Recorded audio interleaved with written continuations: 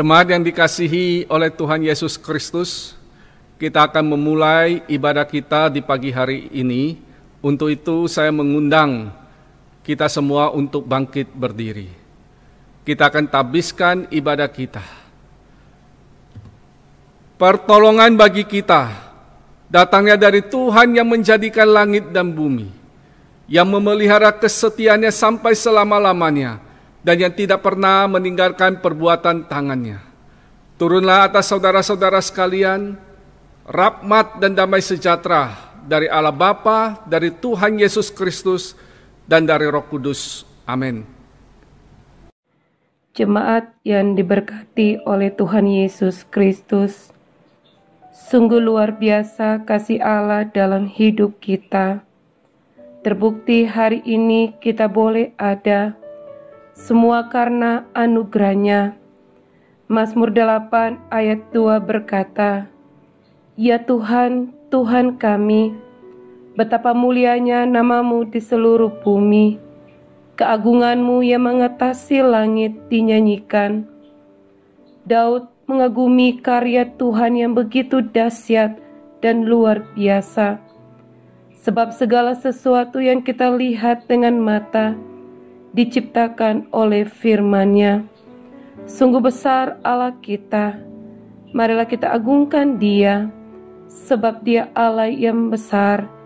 Dia layak untuk disembah dan dipuji.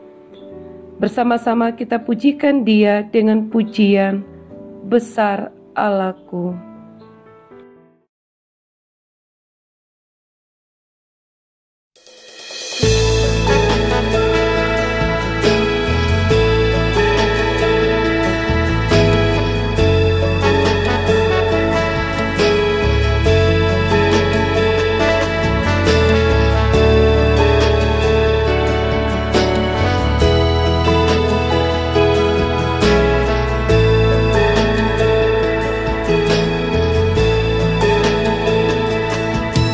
Kemegahan Raja dalam kemuliaan, bumi pun bersuka, bumi pun bersuka. Dia datang dalam terang, kegelapan pun sirna, umatnya bersujud mendengar suaranya. Besar Allahku, nyanyikan besar Allahku, selamanya besar dan ajaib Allahku.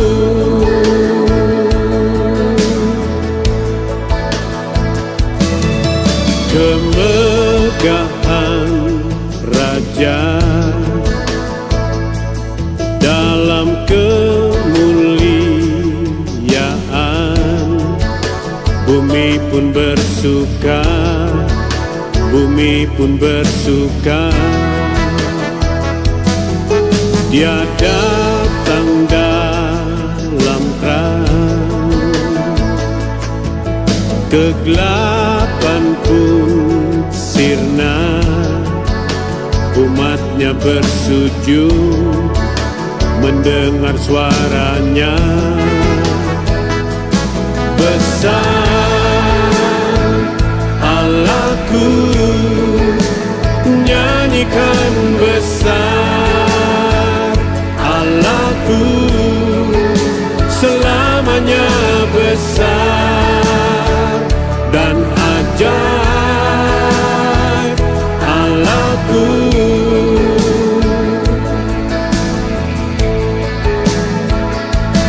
Besar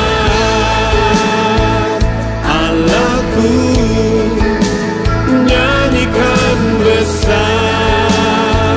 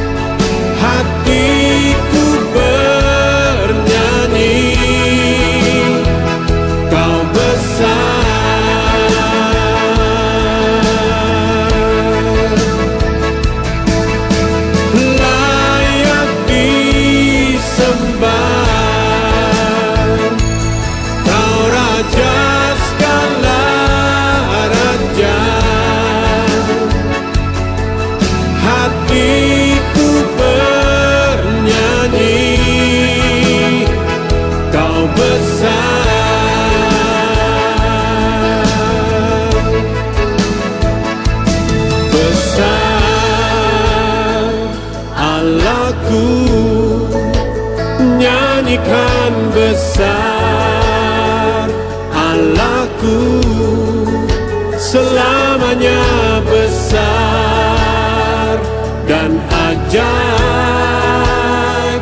Allahku.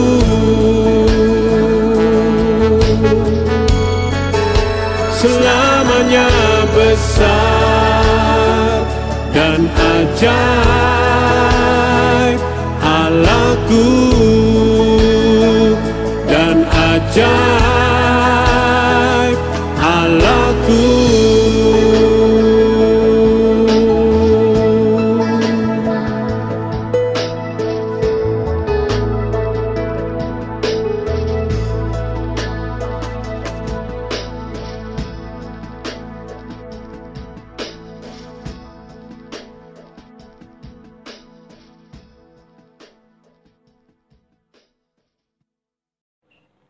Jemaat, seperti pujian yang kita nyanyikan tentang kebesaran Allah, biarlah itu bukan hanya sebuah kata-kata pujian biasa yang keluar dari mulut kita, tetapi ketika kita berkata bahwa Allah itu besar, kiranya itu sungguh-sungguh kita mengerti, kita menyadari bahwa memang Allah itu besar, yang layak dipuji dan disembah.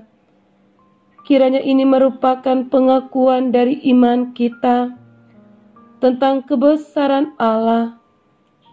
Secara pribadi, marilah kita mengucap syukur untuk apa yang Tuhan buat dalam hidup kita. Bersyukur untuk kasih dan penyertaan Tuhan.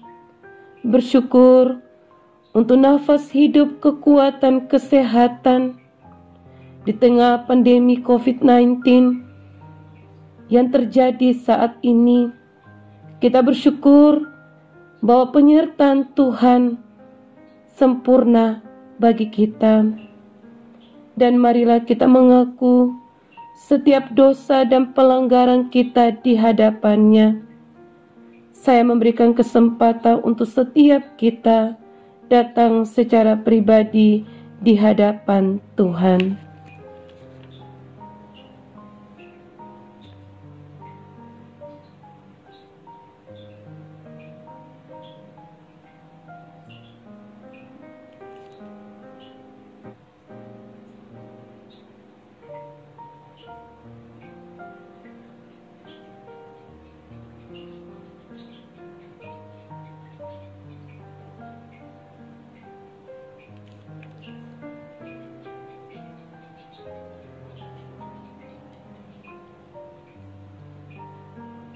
Ya Tuhan Allah kami sungguh memuji kebesaran-Mu.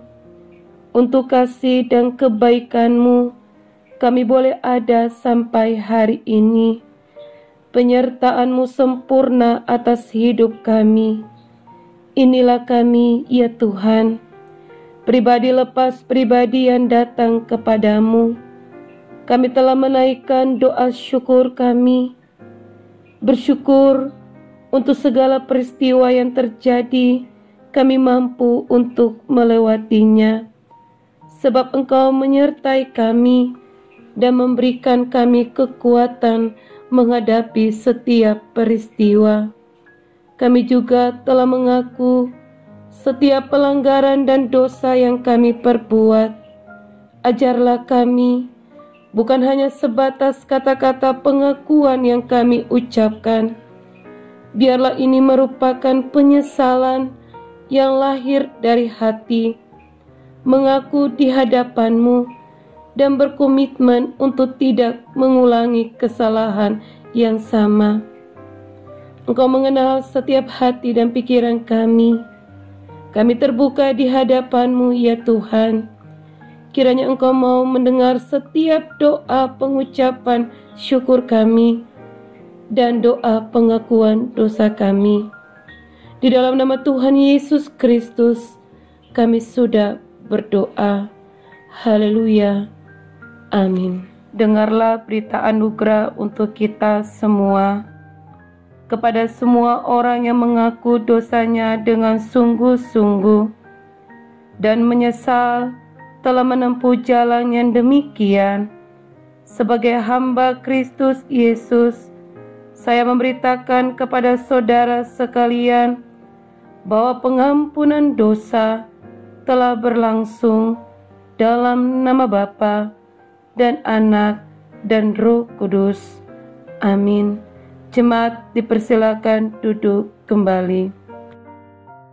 Di tengah pandemi COVID-19 yang kita hadapi saat ini, kehidupan manusia semakin sulit. Banyak sekali orang di PHK dari pekerjaannya. Hidup semakin susah. Tidak ada satupun manusia yang tahu kapan semua ini akan berakhir. Tetapi percayalah bahwa badai sebesar apapun boleh menyerang dalam kehidupan ini, baik itu dalam pekerjaan, keluarga, kesehatan, keuangan, dan sebagainya. Namun, percayalah bahwa Allah kita adalah Allah yang besar. Ketika Dia berjanji, Dia sanggup untuk menggenapinya. Percayalah bahwa seluruh kehidupan kita ada dalam genggaman-Nya. Marilah kita memuji Tuhan dengan pujian Tuhan yang besar.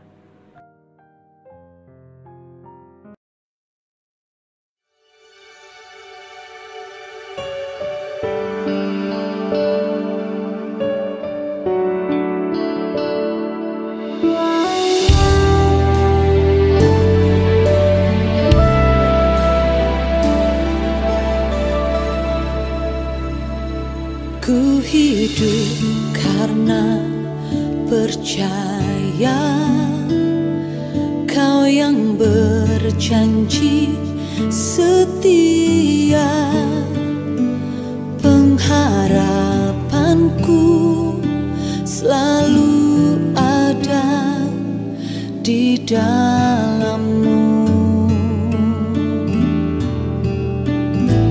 Ku tidak akan menyerah meski dalam kesesakan. Seluruh hidupku dalam genggaman-Mu.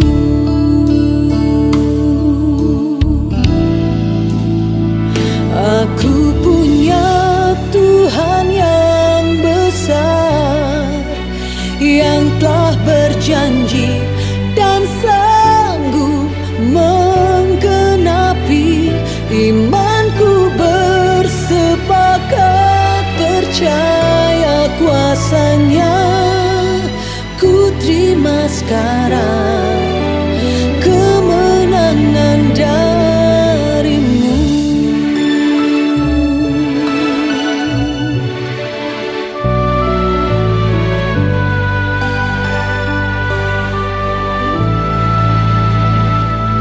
Ku tidak akan menyerah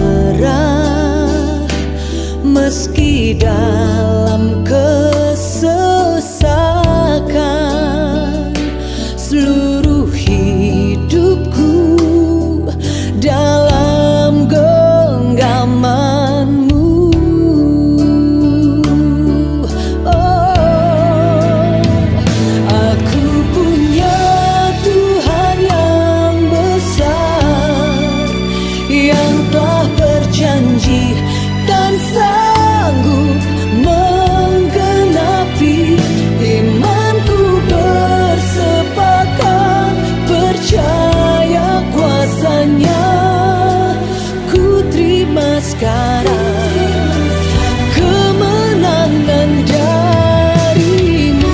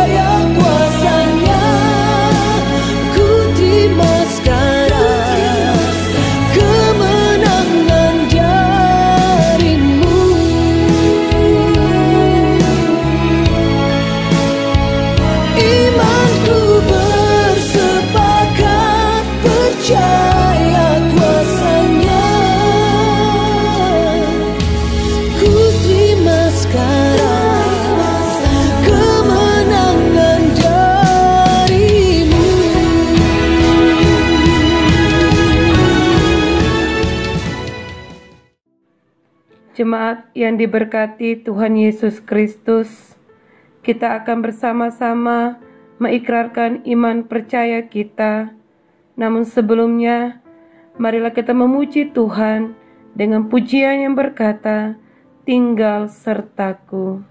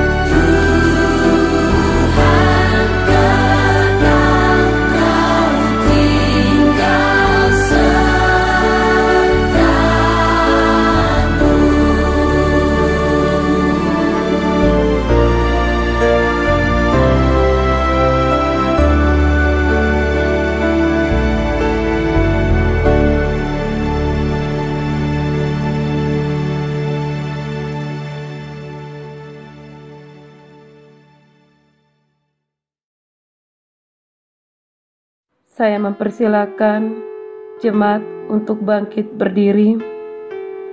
Bersama-sama kita mengikrarkan iman percaya kita dengan mengucapkan pengakuan iman rasuli. Pengakuan iman rasuli.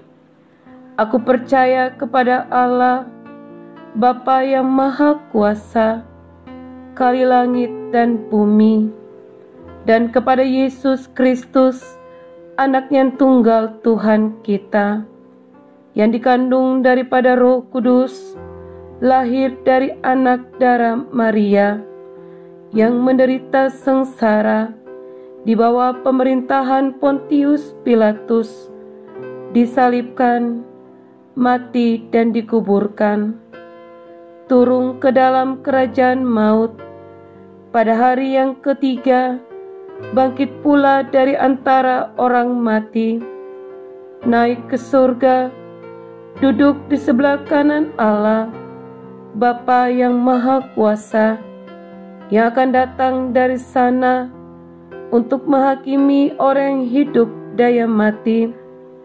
Aku percaya kepada Roh Kudus, gereja yang kudus dan am, persekutuan orang kudus, pengampunan dosa, kebangkitan tubuh, dan hidup yang kekal. Amin. Jemaat dipersilakan duduk kembali.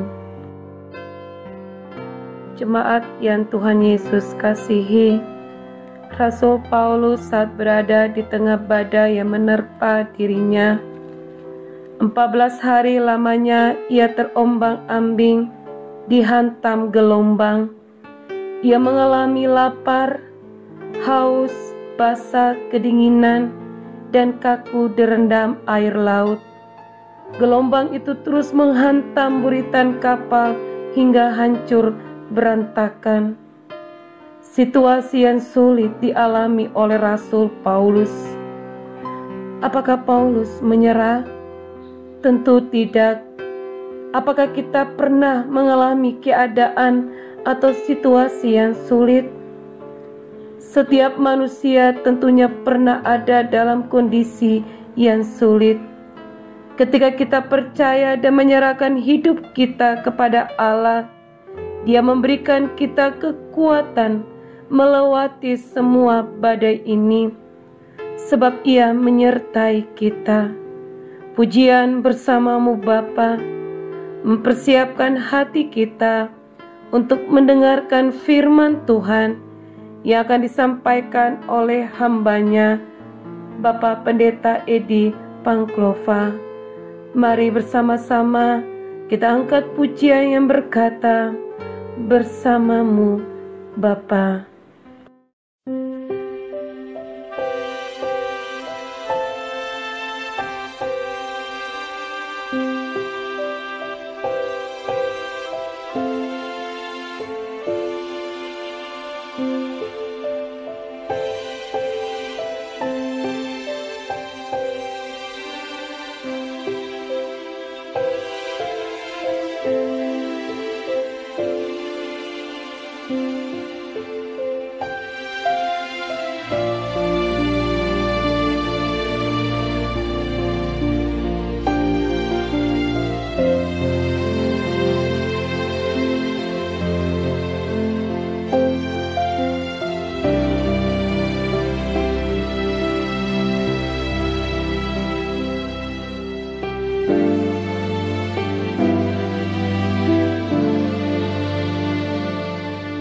Engkau ada bersamaku di setiap musim hidupku. Tak pernah kau biarkan ku sendiri.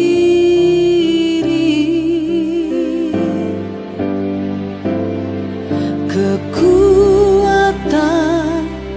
di jiwaku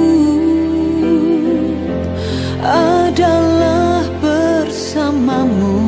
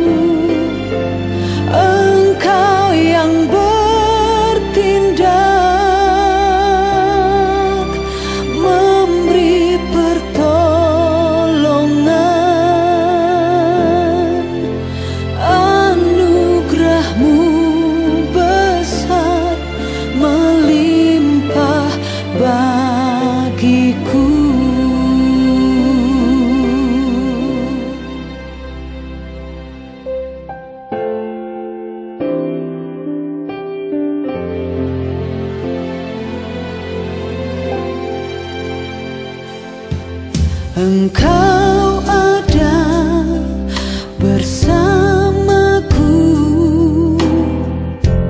di setiap musim hidupku.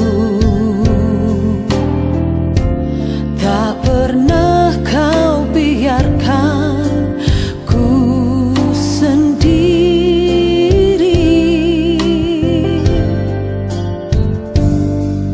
Kekuatan di jiwaku adalah bersamamu. Tak pernah ku ragukan kasih-Mu.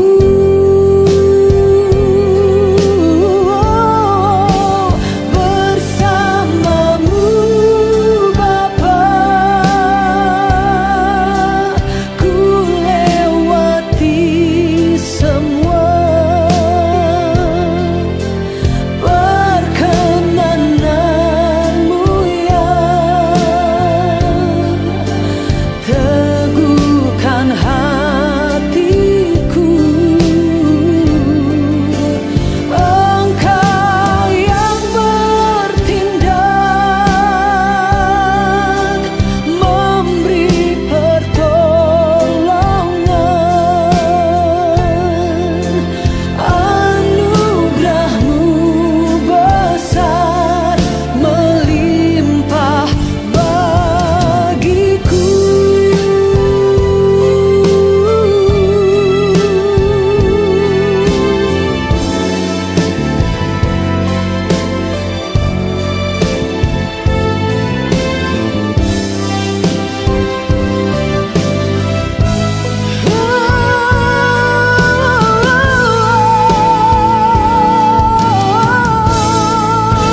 Bersamamu Bapa, ku lewati semua. Perkenanan-Mu yang teguhkan hatiku. Engkau yang bertindak, memberi pertolongan.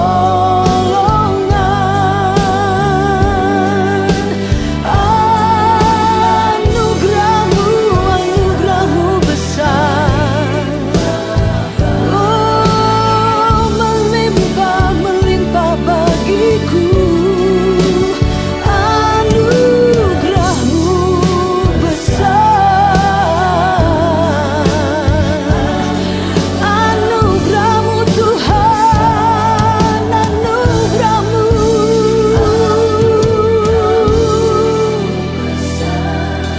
melimpah bagiku, melimpah bagiku.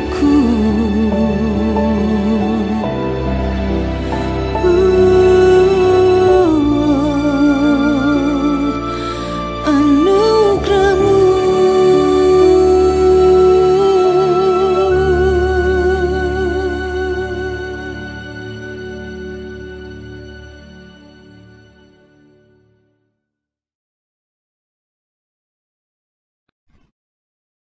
Jemaat, mari kita berdoa.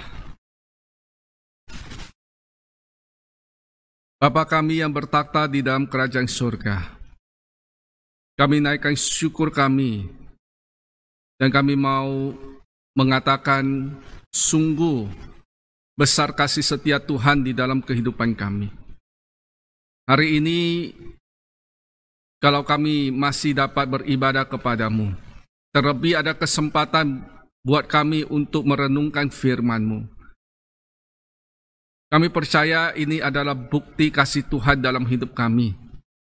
Ini bukti pemeliharaan Tuhan atas hidup kami.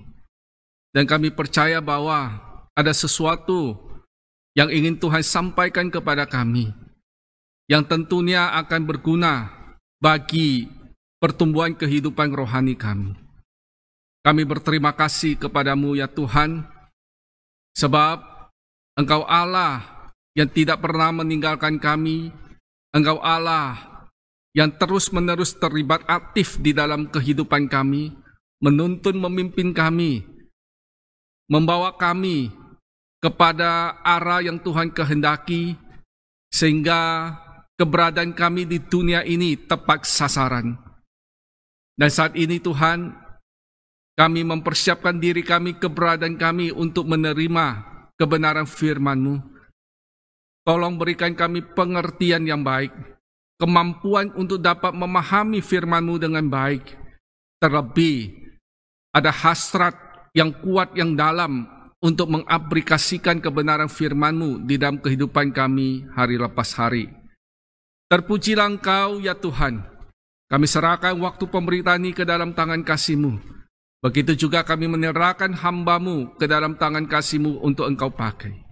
Di dalam nama Tuhan kami Yesus Kristus kami berdoa. Amin.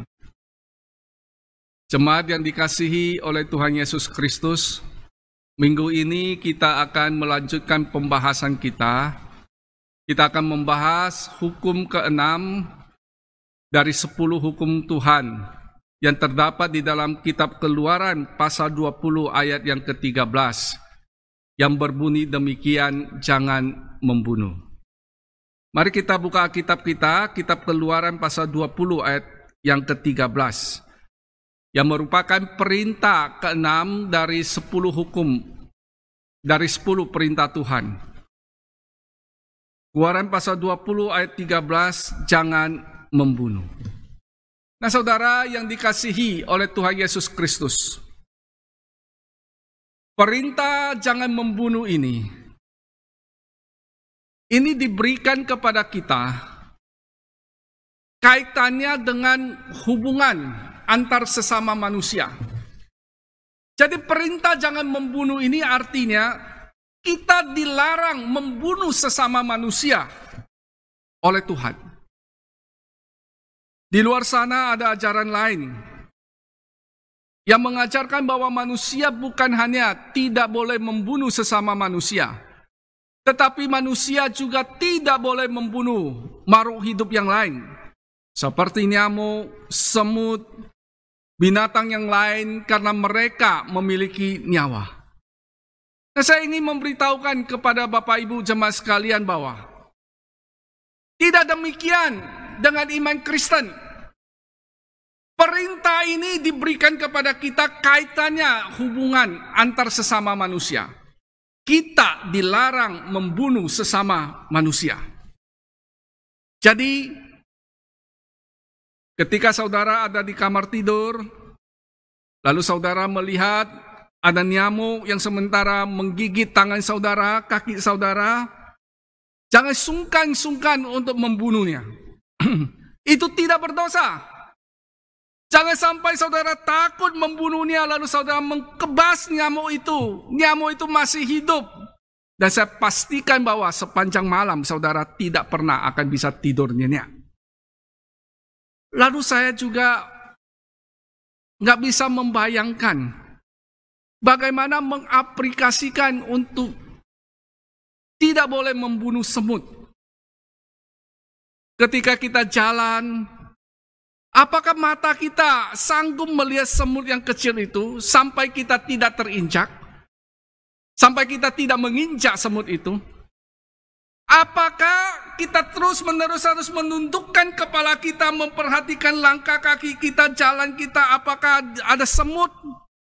Supaya kita tidak menginjaknya? Oh, bisa-bisa kepala kita terbentur tiang listrik. Oleh karena kita nunduk melihat ke jalan terus ketika berjalan. Tidak demikian dengan iman Kristen. Perintah jangan membunuh sekali lagi. Ini kaitannya hubungan antar sesama manusia. Kita dilarang membunuh sesama manusia. Nah saudara yang dikasihi oleh Tuhan Yesus Kristus. Setidaknya ada dua alasan. Kenapa Allah melarang manusia membunuh sesama manusia? Alasan yang pertama adalah Karena Allah pemilik kehidupan, Dia yang memberikan kehidupan itu. Dia yang berhak menentukan kapan manusia itu hidup, kapan manusia itu mati. Dia yang berdaulat, Dia yang memegang otoritas itu. Allah tidak pernah memberikan otoritas, hak itu, kedaulatan itu kepada kita sebagai manusia untuk memutuskan kapan manusia itu boleh hidup dan mati. Itu alasan yang pertama. Sehingga Allah memberikan perintah jangan membunuh sesama manusia. Alasan yang kedua adalah karena Allah menciptakan manusia menurut gambar dan rupa Allah. Manusia memancarkan dan merefleksikan kemuliaan Allah dan kehormatan Allah. Manusia diciptakan lebih tinggi dari binatang. Itulah sebabnya kenapa binatang boleh dibunuh, tetapi manusia tidak boleh. Binatang tidak diciptakan menurut gambar dan rupa Allah. Kejadian pasal 9 ayat 6 jelas memberitahukan kepada kita. Siapa yang menumpahkan darah manusia, darahnya akan tertumpah oleh manusia. Sebab Allah membuat manusia itu menurut gambarnya sendiri. Jadi, ketika Allah memberikan perintah jangan membunuh sesama manusia, setidaknya ada dua alasan kenapa Allah memberikan perintah itu.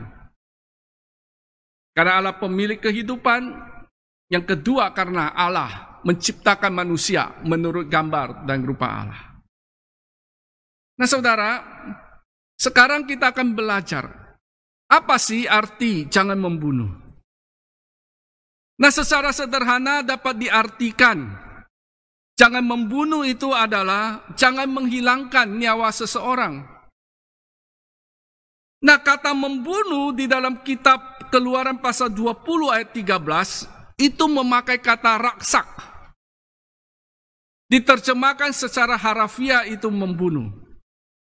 Tetapi kita akan lebih bisa memahami kata raksak ini, kata membunuh ini dengan memakai dua kata dalam bahasa Inggris, yaitu kill dan murder. Nah saudara, kata kill itu digunakan untuk pembunuhan yang disengaja maupun tidak disengaja. Kata kill itu digunakan ketika seseorang sedang ditugaskan untuk mengeksekusi hukuman mati bagi seorang terpidana hukuman mati. Nah, kata kill dipakai di sana. Lalu ketika dalam suasana perang, keadaan perang terjadi pembunuhan, kata kill dipakai di sana. Dan kata kill juga digunakan ketika seseorang membunuh karena membela diri. Dalam keadaan yang sangat terpaksa, terpojok.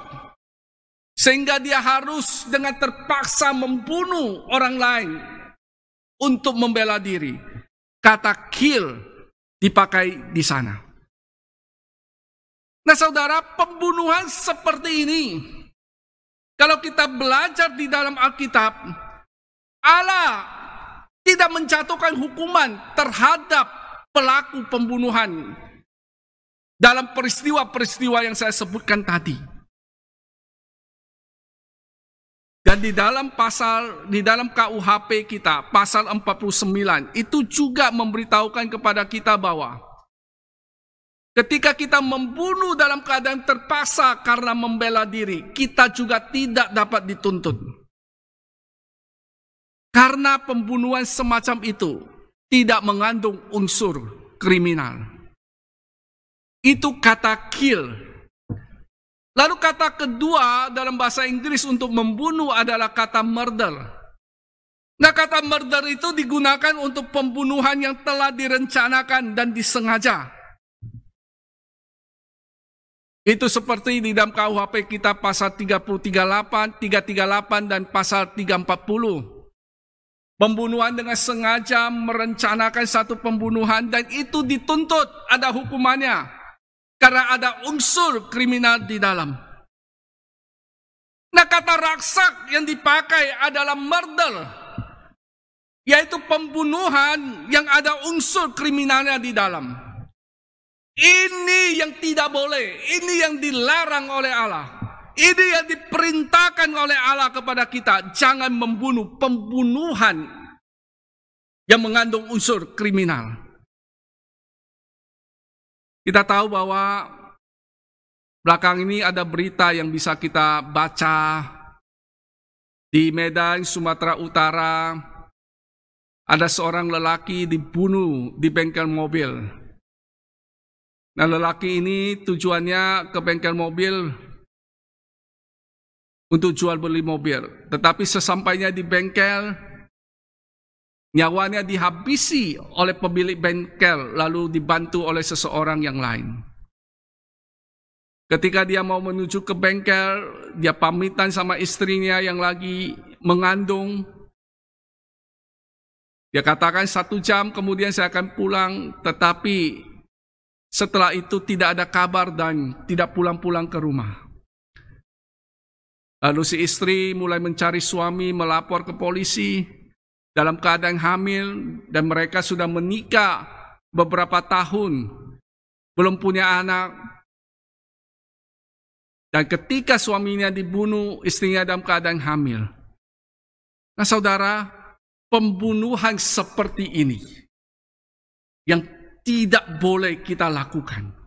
Ini yang dilarang oleh Allah. Ini yang dimaksud di dalam hukum ke-6 dari 10 hukum Tuhan, jangan membunuh.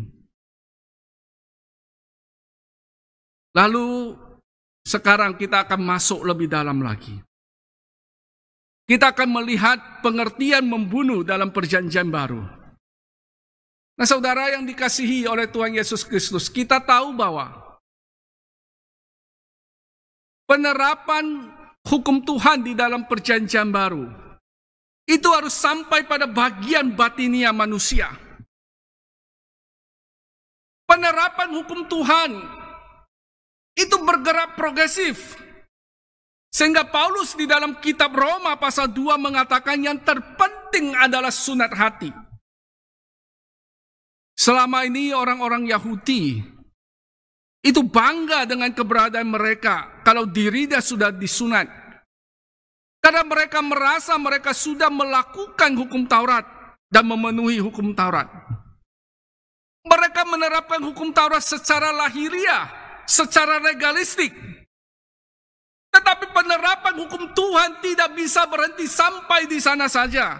Namun penerapannya harus sampai kepada bagian batinia manusia. Sehingga Paulus katakan, yang terpenting adalah sunat hati. Dan di dalam khotbah di bukit, Tuhan Yesus juga mengatakan bahwa Dia datang bukan untuk meniadakan hukum Taurat, tetapi untuk menggenapinya. Artinya adalah Tuhan Yesus ini memberikan penekanan yang lebih lagi terhadap penerapan hukum Tuhan itu. Sehingga di dalam Matius pasal 5 ayat yang ke-22. Mari kita buka Alkitab kita di dalam kitab Matius pasal yang ke-22, pasal 5 ayat ke-22.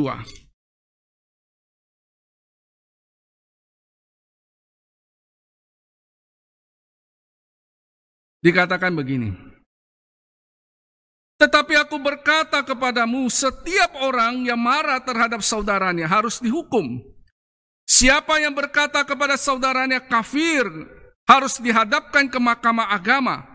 Dan siapa yang berkata jahil harus diserahkan ke dalam neraka yang menyala-nyala. Nah saudara, penerapan hukum Tuhan di dalam Perjanjian Baru itu harus sampai kepada bagian batinia manusia. Penerapan hukum Tuhan itu harus bergerak progresif. Jadi perintah jangan membunuh itu bukan hanya sekedar tidak boleh menghabisi nyawa seseorang.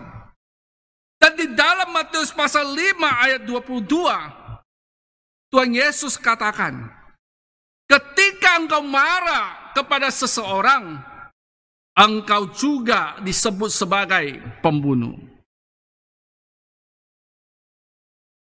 Nah saudara, Tentu bukan semua marah itu salah atau dikategorikan sebagai membunuh. Kita tahu Tuhan Yesus sendiri juga pernah marah ketika dia ada di bait Allah. Dia melihat ada orang-orang menjadikan bait Allah itu menjadi tempat untuk berdagang. Lalu dia marah, dia mengusir orang-orang itu, dia membalikkan meja dan kursi, lalu dia berkata dan mengajar orang-orang tersebut bahwa rumahku disebut sebagai rumah doa segala bangsa, tetapi engkau menjadikannya sebagai sarang penyamun. Jadi sebenarnya perasaan marah ada pada setiap manusia. Ini hal yang Tuhan ciptakan atau Tuhan taruh dalam diri manusia. Dan di dalam bahasa psikologi itu disebut potensi perilaku. Nah saudara, tentu bukan semua marah itu disebut sebagai membunuh atau dikategorikan sebagai membunuh. Ada marah yang positif.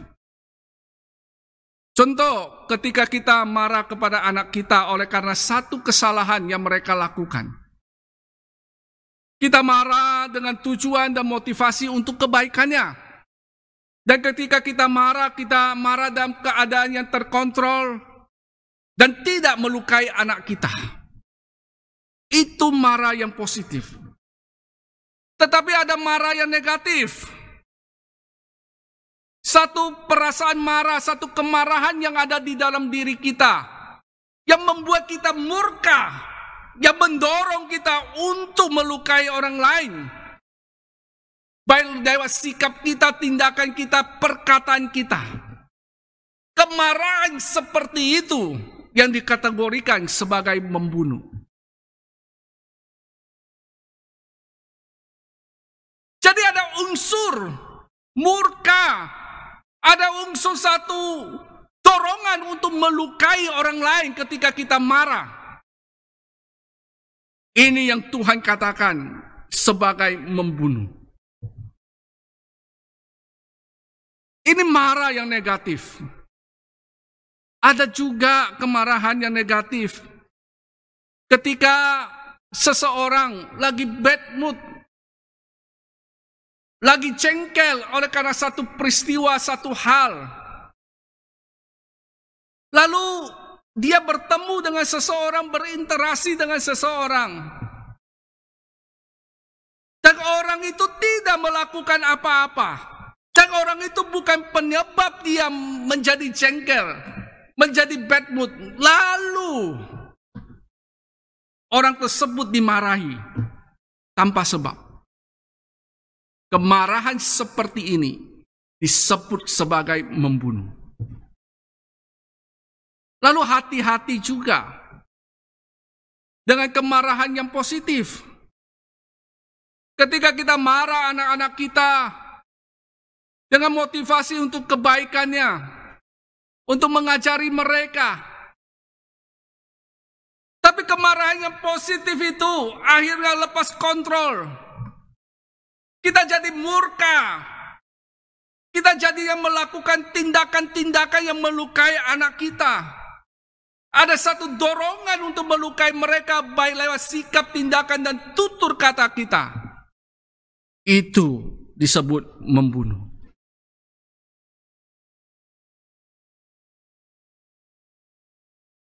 Saudara,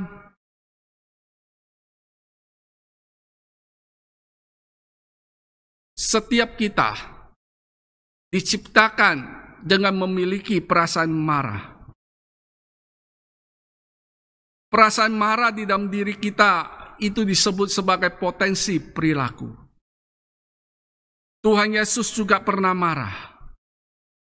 Tetapi kemarahan Tuhan Yesus ada satu kemarahan yang kudus. Kita tahu bahwa motivasinya ada untuk mengajar. Dan jelas tercatat di dalam Alkitab, dia mengajar mereka dan berkata bahwa rumahku adalah rumah doa segala bangsa, tetapi engkau menjadikannya sebagai sarang penyamun. Maksud saya adalah, perasaan marah itu ada dalam diri kita. Dan setiap saat kemarahan itu bisa timbul dari diri kita oleh karena satu peristiwa yang kita hadapi, oleh karena satu kondisi yang kita hadapi, oleh karena perbuatan seseorang. Kita bisa marah. Namun demikian, kita harus bisa mengelola, memanage perasaan marah kita. Jangan sampai kemarahan kita masuk ke dalam kategori sebagai membunuh. Yakobus pasal 1 ayat 19c dan 20 memberitahukan kepada kita. Dan juga lambat untuk marah, sebab amarah manusia tidak mengerjakan kebenaran di hadapan Allah. Efesus pasal 4 ayat 26 berkata, apabila kamu menjadi marah, janganlah kamu berbuat dosa. Janganlah matahari terbenam sebelum padam amarahmu. Ayat-ayat ini diberikan kepada kita untuk mengingatkan kepada kita bagaimana kita harus sungguh-sungguh memberikan perhatian terhadap perasaan marah yang ada di dalam diri kita. Jangan sampai perasaan marah itu tidak bisa kita atasi dan pada akhirnya dikategorikan sebagai membunuh. Jadi saudara, ketika engkau marah, janganlah engkau cepat-cepat berkata-kata. Jangan sampai perkataanmu itu melukai orang lain. Ketika engkau marah, janganlah cepat engkau bertindak. Jangan sampai tindakanmu itu melukai orang lain. Ketika engkau marah, jaga sikapmu. Jangan sampai sikapmu itu melukai orang lain. Alangkah baiknya ketika engkau marah, engkau berdiam diri. Angkat hatimu kepada Tuhan. Engkau mengelola, memanajemen perasaan marahmu sedemikian rupa. Lalu meminta Tuhan memberikan pencerahan sehingga engkau bisa melihat secara objektif perasaan marahmu itu.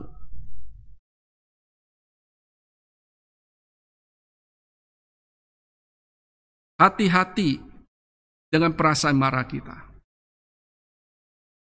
Kalau sampai tidak bisa kita tangani dengan baik, maka kita disebut sebagai pembunuh oleh Tuhan Yesus. Jadi saudara sekalian, pengertian membunuh di dalam perjanjian baru itu tidak hanya berbicara tentang menghabisi nyawa seseorang.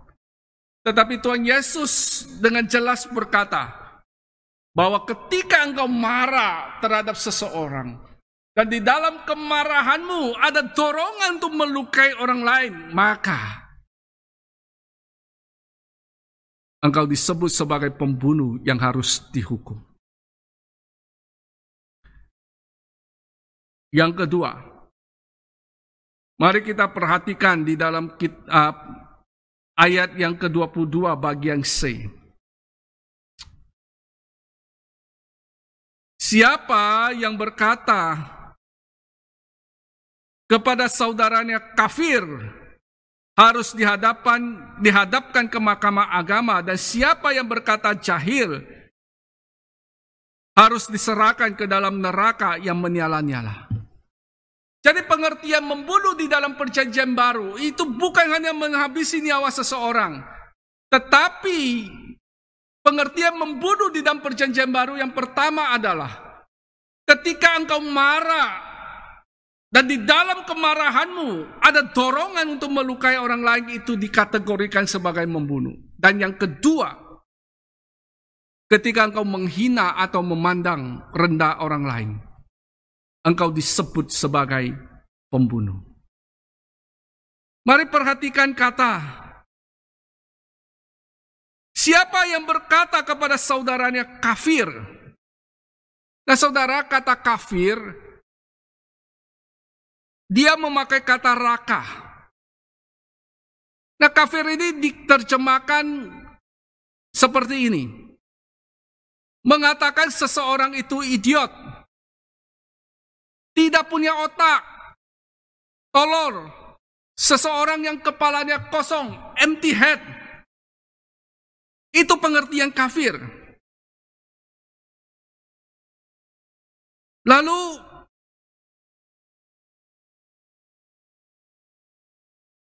siapa yang berkata kepada saudaranya kafir harus dihadapkan ke mahkamah agama.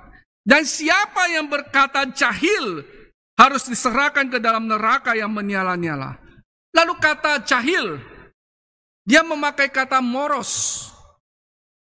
Diartikan sebagai bodoh, tolol, tidak beriman, murtad.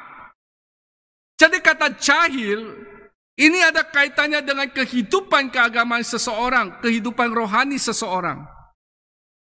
Ketika seseorang berkata moros, jahil, itu artinya dia ingin berkata kepada seseorang, hei kamu tidak akan mencapai standar minimal dalam kehidupan rohanimu.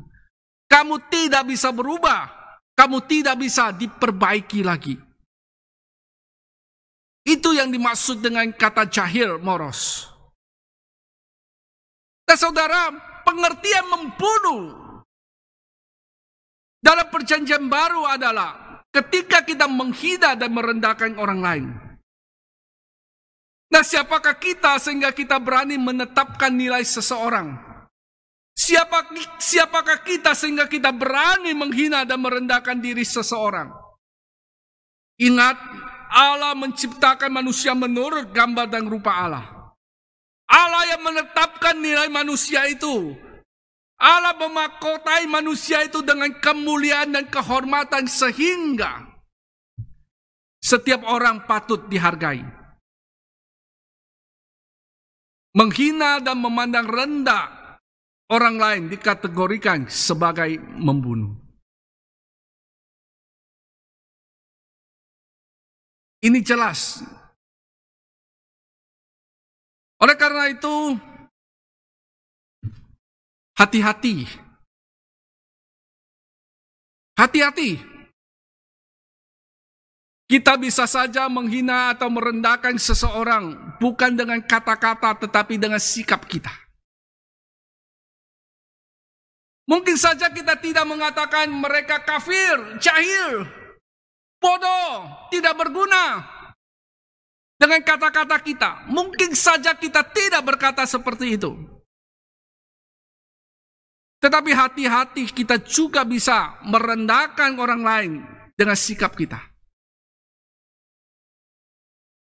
Memperlakukan orang lain dengan berbeda. Yang kaya dan miskin berbeda. Yang memberikan manfaat dan yang tidak berbeda.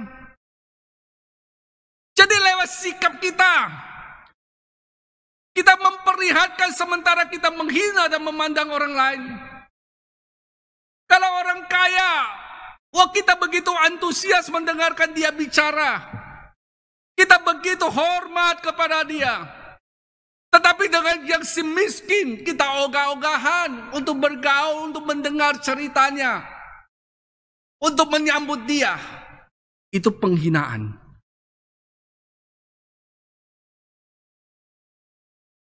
Dan Tuhan katakan, itu dikategorikan sebagai membunuh. Karena manusia diciptakan menurut gambar dan rupa Allah. Allah yang menetapkan nilai manusia itu. Allah memahkotainya dengan kehormatan dan kemuliaan sehingga setiap manusia patut dihargai. Apapun keberadaannya, apapun status sosialnya, apapun tingkat ekonominya, kita tidak diizinkan untuk membeda-bedakannya. Menghina atau merendahkan orang lain, memandang rendah orang lain, dikategorikan sebagai membunuh. Hati-hati kalau selama ini kita memperlakukan orang lain dengan memandang muka. berbeda satu dengan yang lain. Hati-hati. Di mata Tuhan, itu disebut sebagai pembunuh yang harus dihukum.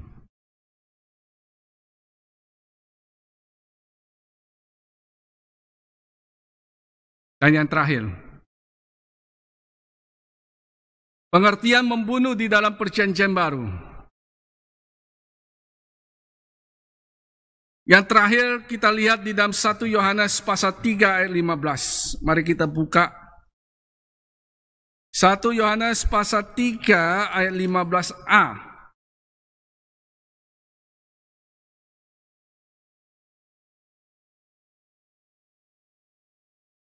Demikian firman Tuhan, setiap orang yang membenci saudaranya adalah seorang pembunuh manusia.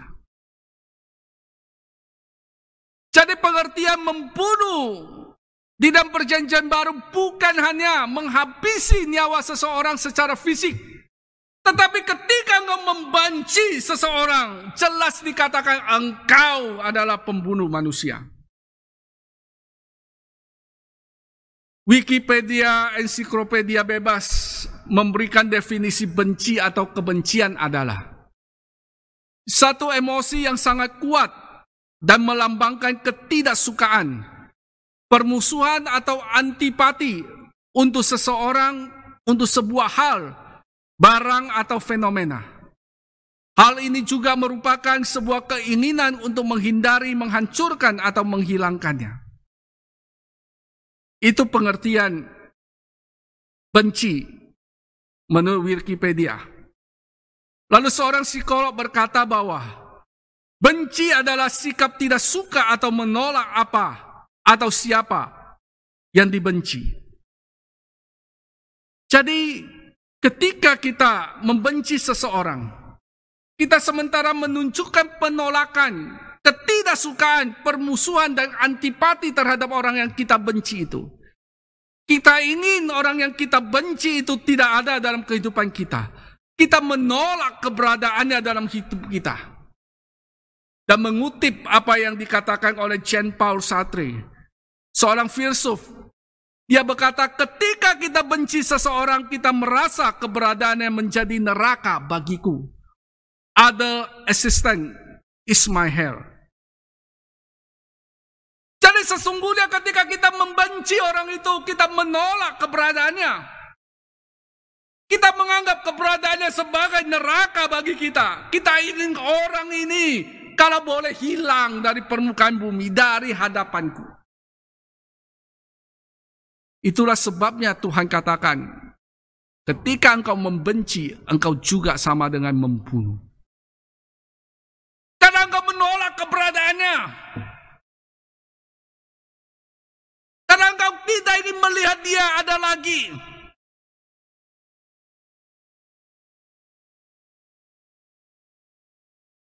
Saudara,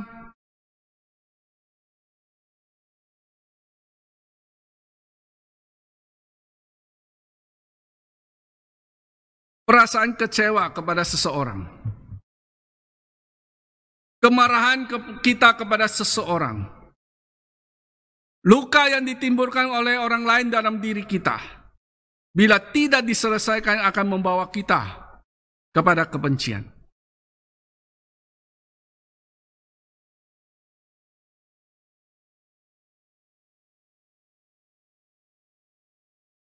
Dan ketika ada rasa benci di dalam diri kita, di mata Tuhan kita disebut sebagai membunuh.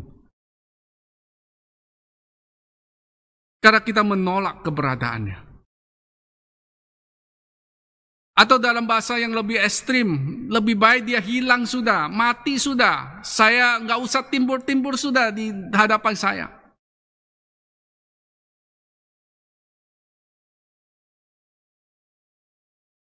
Tuhan tidak pernah menolak kita.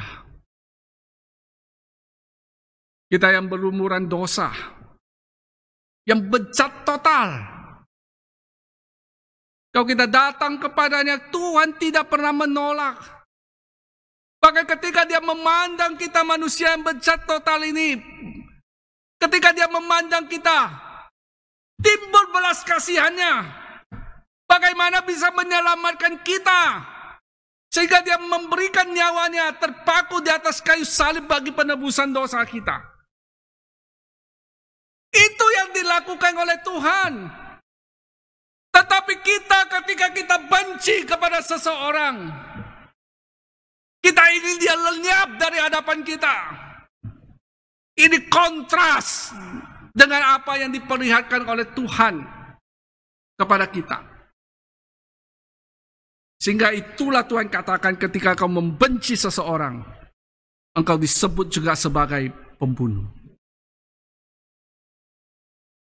Di sisi lain, kita juga sering menonton berita di TV, membaca berita di online, bahwa banyak pembunuhan juga terjadi karena kebencian.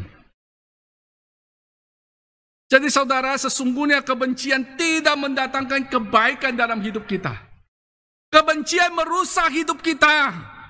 Dan kebencian membuat kita kehilangan damai sejahtera dan sukacita. Kebencian menggelogoti energi positif kita.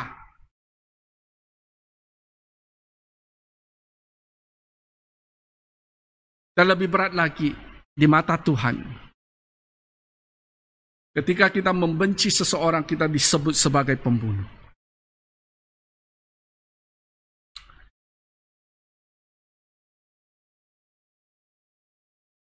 Saya tahu terkadang dalam hidup kita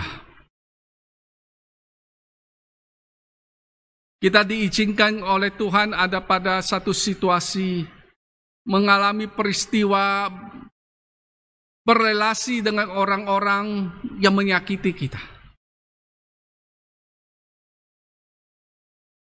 Membuat kita terluka, tersakiti. Dan itu terus-menerus berulang-ulang.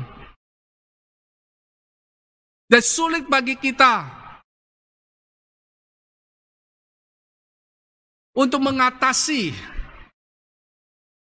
perasaan kecewa, perasaan marah kita oleh karena perbuatan orang lain itu. Tapi lihat kebenaran firman ini, saya ingin mengajak kita. Ketika ada orang lain yang menyakiti kita, pada waktu itu juga, ketika ada peristiwa yang Tuhan izinkan untuk kita alami yang menyakiti kita, pada waktu itu juga kita berjuang untuk menyelesaikan kemarahan kita, kekecewaan kita. Karena kalau kita simpan, itu akan menjadi kebencian di dalam diri kita. Lepaskan pengampunan, jangan menyimpan amarah yang akan membuat kita menjadi benci. Karena kalau sampai masuk kepada tahap benci, maka akan sangat berat untuk kita menyelesaikan perasaan yang ada di dalam hati kita.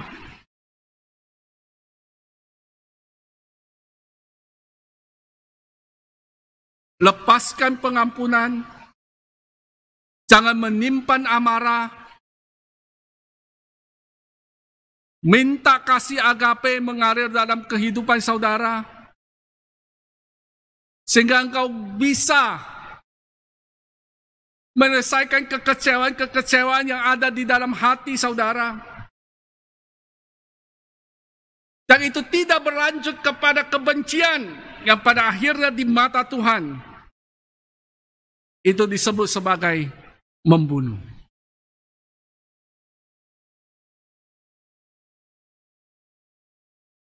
Jadi ketika kita bicara tentang hukum, jangan membunuh.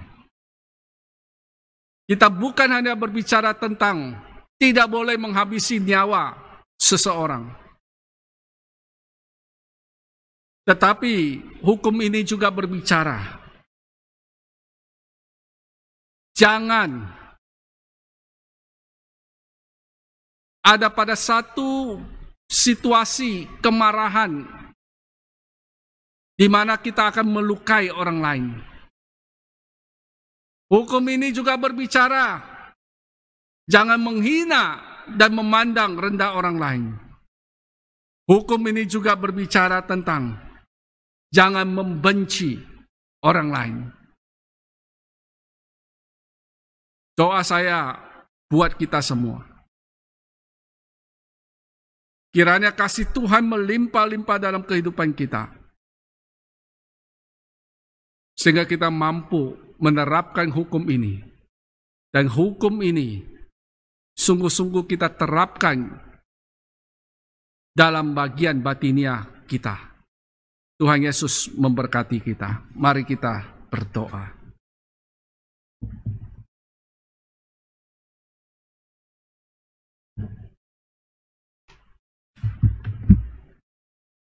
Bapa kami yang bertata di dalam kerajaan surga, hamba sudah selesai menyampaikan kebenaran firman-Mu. Hamba sangat terbatas, tetapi kami percayalah kebenaran firman-Mu yang memberitahu kepada kami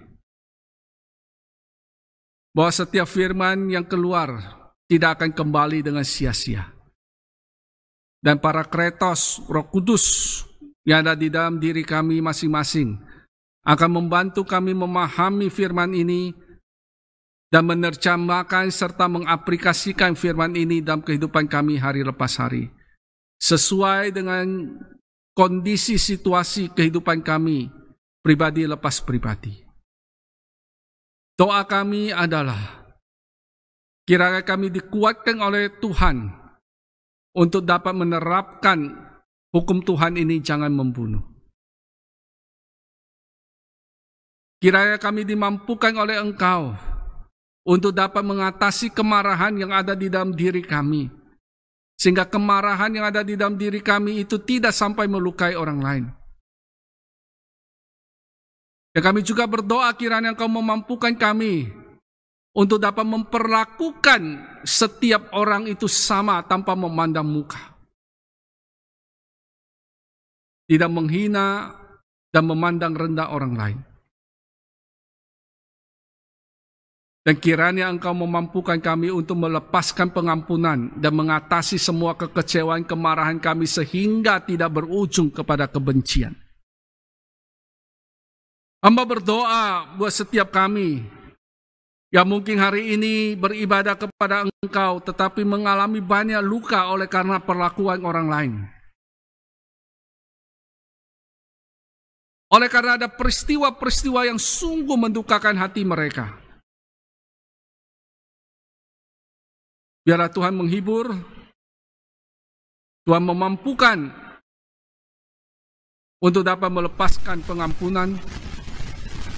Kiranya Tuhan membalut hati yang luka. Kasih agape itu mengalir memenuhi hati. Dan biarlah damai sejahtera Allah yang melampaui segala akal akan memelihara hati dan pikiran setiap kami yang terluka. Tuhan, kami menyerahkan hidup kami secara baru lagi. Biarlah setiap firman Tuhan yang kami dengar ini tidak berlalu begitu saja, tetapi sungguh-sungguh kami simpan di dalam hati kami dan kami berjuang untuk menjadi rema dalam kehidupan kami. Tolong kami ya Tuhan, hari demi hari supaya kami makin mengasihi Engkau, makin mencintai Engkau. Mencintai pribadimu, mencintai sabdamu, mencari wajahmu, dan selalu antusias untuk mempersembahkan hidup yang berkenan kepadamu. Terima kasih atas pemeliharaanmu dalam hidup kami. Terima kasih atas anugerahmu yang masih mengizinkan kami menikmati kehidupan ini. Kami tahu bahwa kesempatan hidup adalah kesempatan bagi kami untuk memperbaiki diri kami, sehingga ketika Engkau memutuskan usia kami ada pada satu keberadaan yang sedap dipandang oleh Engkau. Tolong kami, bantu kami ya Tuhan. Dan di tengah-tengah situasi pandemi ini, kami tahu banyak hal yang bisa membuat kami kehilangan damai sejahtera, yang bisa membuat kami tertekan, dan bisa membuat tekanan-tekanan dan bahkan konflik di antara kami. Kami berdoa pagi hari ini, kiranya Tuhan menopang kami dengan kekuatan dan kasih-Mu, sehingga kami dapat menjalani hari-hari kami di tengah-tengah pandemi ini dengan begitu banyak peristiwa yang akan kami hadapi, baik itu peristiwa ekonomi, usaha kami, pekerjaan kami, bahkan pergerakan kami hari lepas hari yang tidak nyaman. Kami berdoa, kiranya semuanya itu tidak membuat kami berdosa kepadamu dan tidak membuat kami melukai orang lain. Tuhan, kami berdoa untuk pemulihan kerohanian setiap umat-Mu yang ada di dunia ini. Kiranya ada satu perenungan yang dalam tentang Tuhan di tengah-tengah wabah ini. Dan kami berdoa, kiranya ada satu kebangkitan rohani di tengah-tengah pandemi ini. Semua orang melihat bahwa dunia ini sia-sia, dan mereka pada akhirnya sadar harus mencari Tuhan. Dan Kau berkati gereja-gereja yang ada, hamba-hamba Tuhan yang ada, sehingga boleh berperan dan memberikan pelayanan yang terbaik, yang benar di hadapan-Mu, yang memberkati kehidupan orang lain. Terima kasih. Kami serahkan hidup kami sekali lagi, keluarga kami, anak-anak kami, orang tua kami di dalam penjagaan dan perlindungan Tuhan. Lalu kami datang berdoa untuk saudara-saudari kami, anak-anak kami yang berulang tahun sepanjang minggu ke depan. Untuk saudara Pahala Fernando Siahaan pada tanggal 21 Juni. Saudara Fieri Juandi Jabi tanggal 21 Juni. Saudara Rifanko Setiawan 21 Juni. Ibu Rini Jurkanain 23 Juni, Saudari Michelle Salim 24 Juni, Saudara Kare Dama Yehuda 25 Juni, dan Bapak Dr. Firvanus Jabi tanggal 27 Juni. Hamba angkat mereka ke hadapan-Mu. Semua yang terbaik di dalam rencana-Mu, Engkau genapi dalam kehidupan mereka. Engkau berkati mereka, Engkau tuntun, Engkau pimpin mereka, Engkau ada berjalan bersama mereka, menyertai mereka, membawa mereka makin hari, makin maju di dalam kehidupan rohani mereka, makin hari makin mengenal Engkau lebih dalam lagi, makin hari makin cakap menerapkan perintah Tuhan dalam kehidupan mereka sehari-hari. Perlindungan Tuhan nyata dalam kehidupan mereka. Pertolongan Tuhan nyata dalam kehidupan mereka.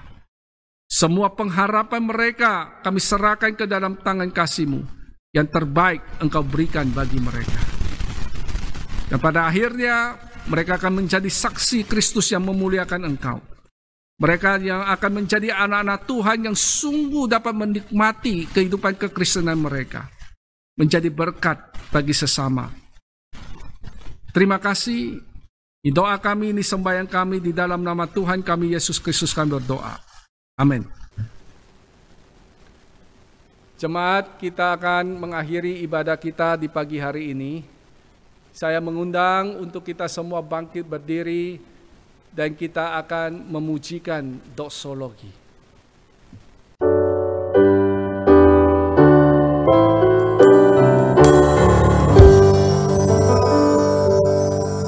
Puji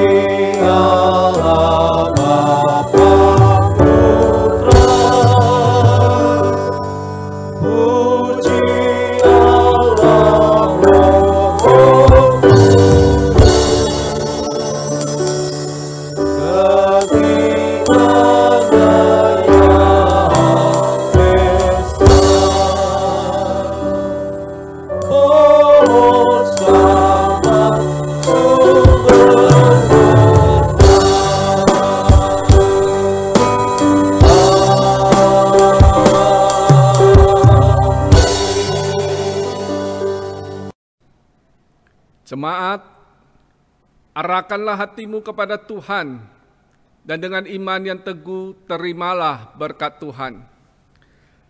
Kiranya Tuhan menjawab engkau pada waktu kesesakan, kiranya nama Allah membentengi engkau, kiranya dikirimkannya pertolongan kepadamu dari tempat kudusnya, kiranya diingatnya segala persembahanmu, dan kiranya disukainya segala pelayananmu. Amin.